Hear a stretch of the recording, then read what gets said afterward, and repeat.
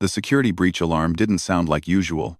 Instead of the sharp, mechanical wail that typically echoed through Station Kepler 9, Guard Captain Threx heard something far more unsettling: the rapid patter of what could only be described as tiny footsteps. Hundreds of them. Everywhere. "Sir, we have a situation," his second-in-command reported, mandibles clicking nervously. "Sector 7. You need to see this yourself." Threx had served on 13 different stations across 4 spiral arms of the galaxy. He'd dealt with smugglers, pirates, and once even a rogue AI that had decided to redecorate the entire habitat ring in what it called postmodern chaos. But nothing had prepared him for what he witnessed when he rounded the corner into Sector 7's main corridor.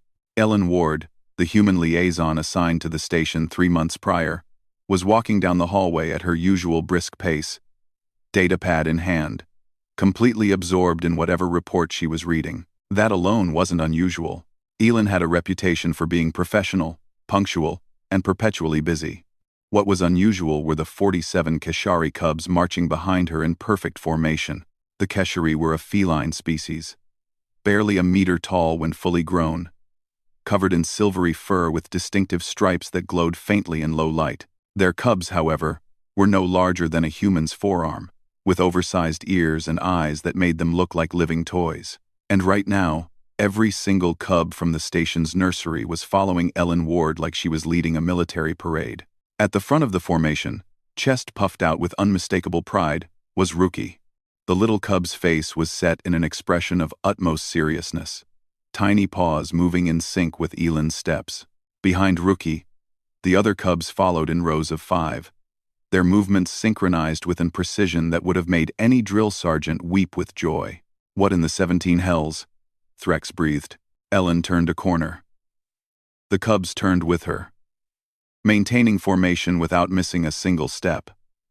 She stopped to examine something on her datapad. 47 cubs came to an immediate halt, standing at what could only be described as attention. Rookie's tail stood straight up, a tiny flag of determination. "Has she noticed them?" Threx asked.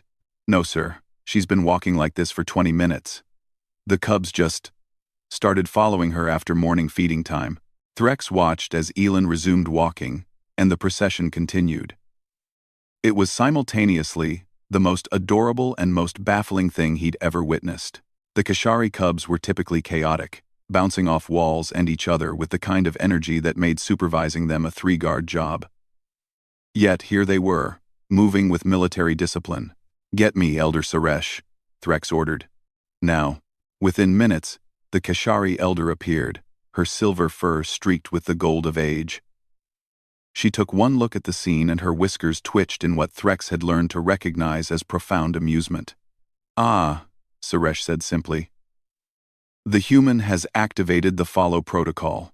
"The what?" "It's instinctual in our young," Suresh explained, falling into step beside Threx as they followed the procession at a discreet distance. "When a cub identifies a figure of authority and protection, they will follow that figure precisely, learning by observation. It's how we teach our children. But Ellen isn't Keshari. She's human. The cubs don't know that. They only know that she is kind, consistent, and radiates what your species might call competence. To them, she is the perfect example to follow." Suresh's eyes gleamed with amusement. "Look at young Rookie. He has declared himself her first apprentice." Indeed, Rookie's determination was palpable. The tiny cub marched with the gravitas of a general, occasionally glancing back to ensure his fellow cubs maintained proper formation. When one near the back stumbled slightly, Rookie made a soft, chirping sound, and the formation adjusted seamlessly. Ellen entered the station's main cafeteria. The cubs followed. She walked to the dispenser, requested her usual coffee, and turned around. She froze. 47 pairs of luminous eyes stared up at her. Rookie sat at the front, tail curled around his paws, waiting with infinite patience. "Oh," Ellen said softly. "Hello," Rookie chirped. The entire formation chirped in response. A cascade of tiny voices. Ellen looked around the cafeteria, where several species had stopped eating to watch. Her cheeks flushed pink. A human expression Threx had learned indicated embarrassment. "How long have you all been following me?" Rookie tilted his head, as if considering whether to answer. Threx decided to intervene before the situation became even more complicated. He stepped forward, trying to project calm authority. "Miss Ward, it appears you've gained some admirers." Elin looked at him, then back at the cubs, then at him again. "I didn't even notice.